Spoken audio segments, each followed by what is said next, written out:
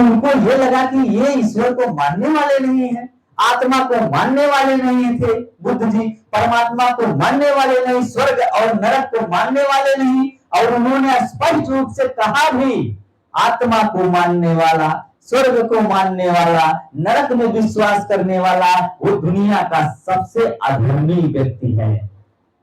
ये हम नहीं कह रहे साथियों, ये विश्व के ज्ञानी बुद्ध जी की जो तस्वीर लगी है, पूरे विश्व के लोग जो फॉलो कर रहे हैं, उनको जब इस ज्ञान की प्राप्ति हुई कि स्वर्ग नहीं है, नरक नहीं है, आत्मा नहीं है, परमात्मा नहीं है और ईश्वर नहीं है।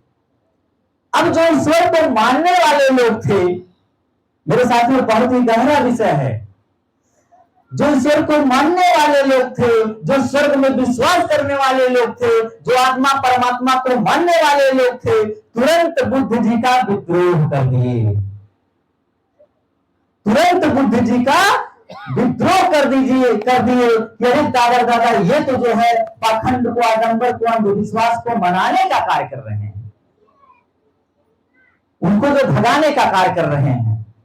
साथियों बहुत ही गहरा विषय है। और उस समय जिस समय बुद्ध जी का जन्म हुआ, आज के 2585, आज जो 2585 उनका जो है जन्मदिन मनाया जा रहा है, पूरे विश्व के लोग मना रहे हैं, तो 2585 साल हो गए उनके जन्म के।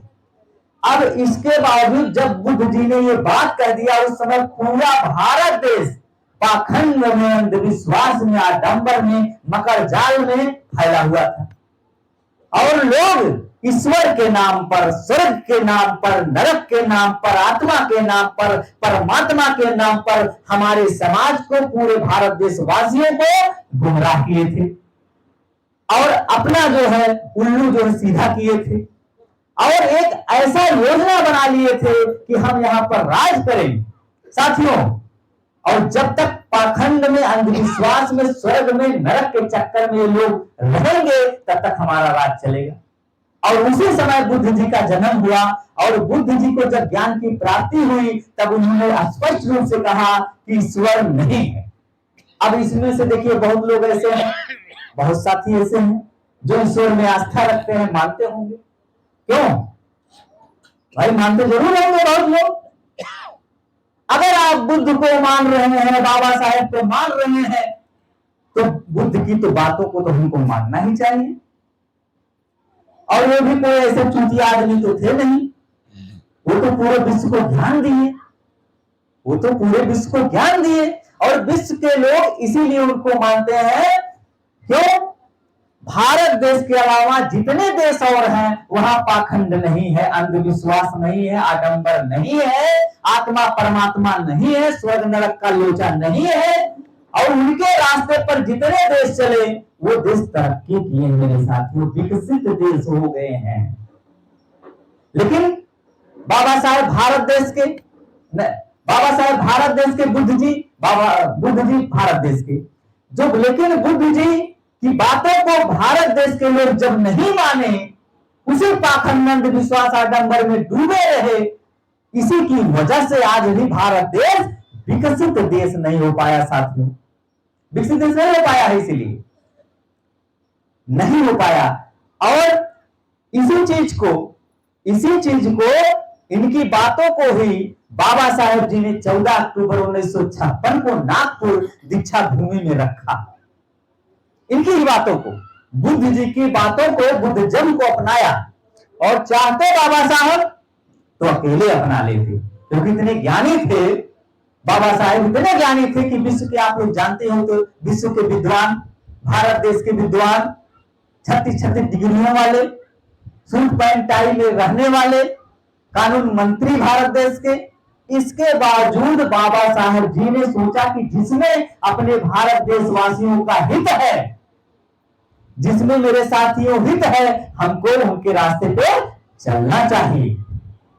तब बाबा साहेब जी ने 14 अक्टूबर 1956 को नागपुर दीक्षा भूमि में लगभग 10 लाख लोगों के बीच में, लगभग 10 लाख लोगों के बीच में, आप लोग जाके देख सकते हैं दीक्षा भूमि, नागपुर में पड़ता है दीक्षा भूमि, आप लोग जाके देख सकते हैं।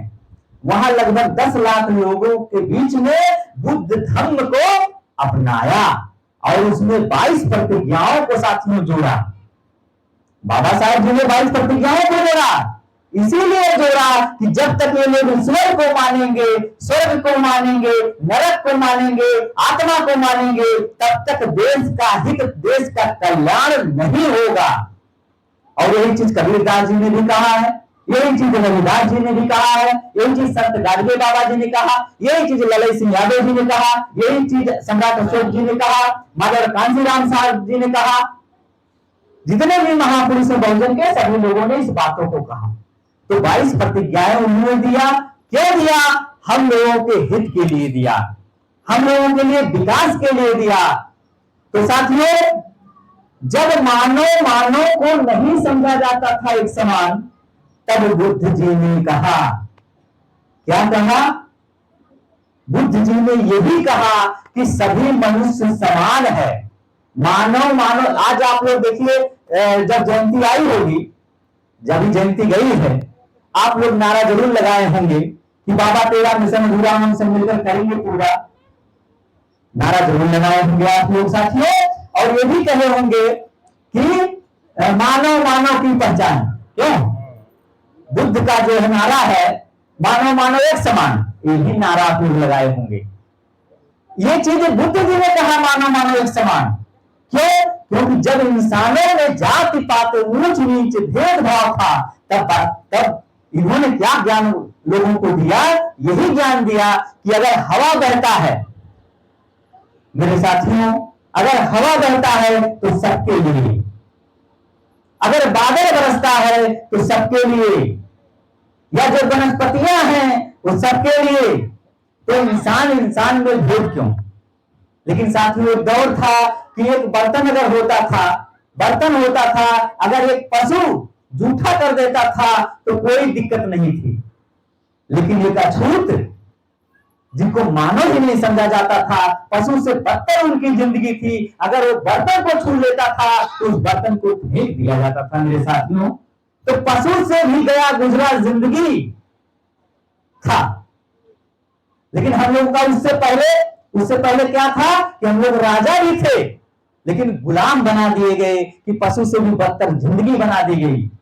तो उस समय तक बुद्ध जी ने यही कहा कि नहीं, किसी के साथ जाति, किसी का भेदभाव नहीं करना चाहिए, सभी मनुष्य समान है। और सबसे बड़ा दुख का कारण यही है, क्या है? दुख का सबसे बड़ा कारण क्या है कि आडंबर, अंधविश्वास, पाखंड, ईश्वर जैसी रचना। अगर जब तक हम ईश्वर जैसी रचनाओं का वो करेंगे, पालन करेंगे, उनको मानेंगे, तब तक सबसे बड़ा दुख मिलेगा। जब तक पाखंड में डूबे रहेंगे, अंधविश्वास में डूबे रहेंगे, तब तक जीवन में दुख। तो उनको फिर ज्ञान की क्या प्राप्ति हुई? जीवन मृत्यु, जीवन मरण सत्य है। साथियों, बुद्ध जी को ज्ञान की फिर प्राप्ति हुई कि जीवन मरण सत्य है, जीवन मरण सत्य है। कुछ लोग ऐसे थे, शांति बना के आप लोग हाँ देखिए, जीवन मरण सत्य है। उनको जब ज्ञान की प्राप्ति हुई तो कुछ लोग कहते थे कि नहीं, राम नाम सत्य है, कुछ लोग कहते थे अल्लाह सत्य है, कुछ लोग कहते थे जीसस सत्य है। साथियों, अलग अलग संप्रदाय के लोग अलग अलग बातों को रखते थे। मेरे दोस्तों, अलग अलग संप्रदाय के लोग अलग अलग बातों को रखते थे। इस्लाम भाई लोग कहते थे कि अल्लाह सत्य है, हिंदू भाई कहते थे कि राम सत्य है, ईसाई भाई कहते थे कि जीसस सत्य है, यीशु मसीह। साथियों, लेकिन जब बुद्ध जी को ज्ञान की प्राप्ति हुई तो उन्होंने कहा कि सत्य कुछ नहीं, ना अल्लाह सत्य है, ना राम सत्य है, ना जो कुछ नहीं सत्य है। सत्य जीवन मरण सत्य है। जिसका जन्म हुआ है उसका मरण होगा, उसकी मृत्यु निश्चित है। साथियों, ये बात सही है ना? ये बात सही है कि जो जन्म लिया है, हमने शुरू में ही कहा, चाहे वनस्पति हो, चाहे जीव जंतु हो, कुछ भी हो, सबका जीवन है, सबका मृत्यु होना निश्चित है। बुद्ध जी ने तब ये ज्ञान दिया, क्या दिया? कि जीवन मरण सत्य है, और ना हो तो आप लोग आजमा सकते हैं। आजमा कैसे सकते हैं? जब हमारे हिंदू भाई थे, हिंदू भाई में जब मृत्यु हुई तो हिंदू भाइयों ने जो है राम नाम सत्य का एक नारा लगाया जाता था। मेरे साथियों, आज भी बहुत लोग ऐसे हैं कि राम नाम का कफन भी उड़ाते हैं।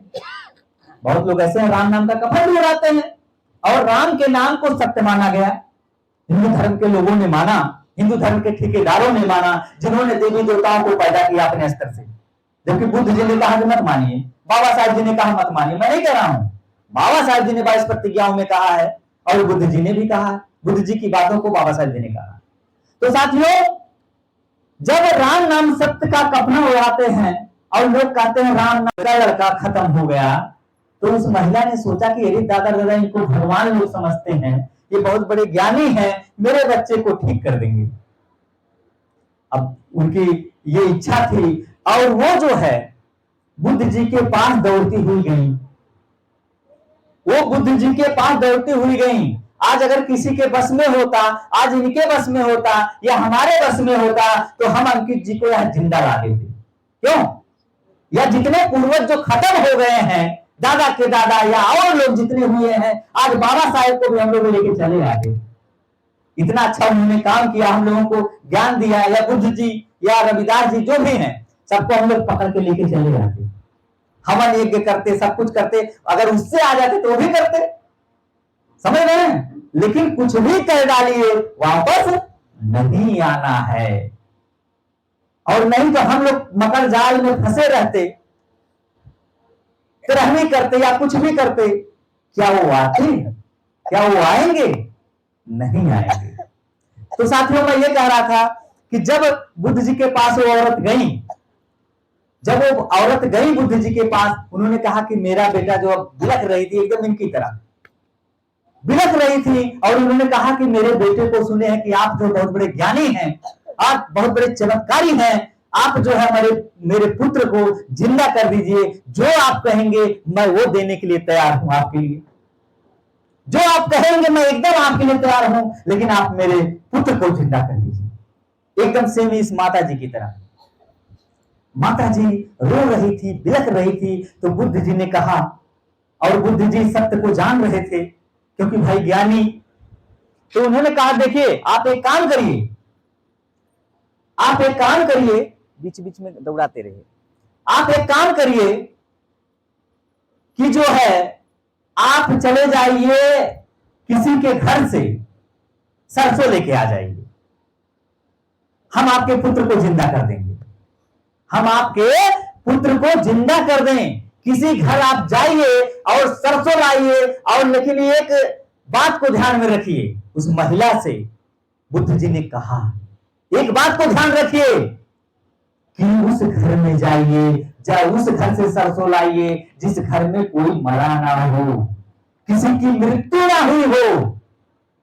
तब वो महिला कही, इसमें कौन सी बात, हमारा बेटा जिंदा हो जाएगा। क्योंकि ये दुख में व्याकुल थी, एकदम दुख में परेशान थी, एकदम से मिल की तरह। अब कहीं कुछ भी करना पड़े लेकिन मेरा पुत्र जिंदा हो जाए। अब जैसे इनसे भी कह दिया जाए कि आपका पुत्र जिंदा, लेकिन इन्होंने कहा भगवान समझकर, उन्होंने कहा भगवान समझकर उस महिला ने कि भाई बुद्ध जी इतने बड़े ज्ञानी है, भगवान है, कुछ भी कर सकते हैं। क्योंकि हम लोगों को उस समय सिखाया गया था, पढ़ाया गया था कि भगवान लोग अगर कहते हैं तथास्तु तो हो जाता है। लेकिन बुद्ध जी अपने आप को कभी भगवान नहीं समझते थे। उन्होंने इसीलिए ईश्वर को नकारा था मेरे साथियों, कि कुछ नहीं हो सकता है। और दरवाजे को पहला घर जो पड़ा, खटखटाया तो एक माता जी निकली। उन्होंने कहा क्या है? तो उस महिला ने कहा कि आप सरसों हमको दे दीजिए। तो कहीं इसमें कौन सी बड़ी बात है भाई? हला थैला भर के ले ला, पूरा ले ला एकदम बढ़िया से। जब उन्होंने कहा कि आप ले लीजिए,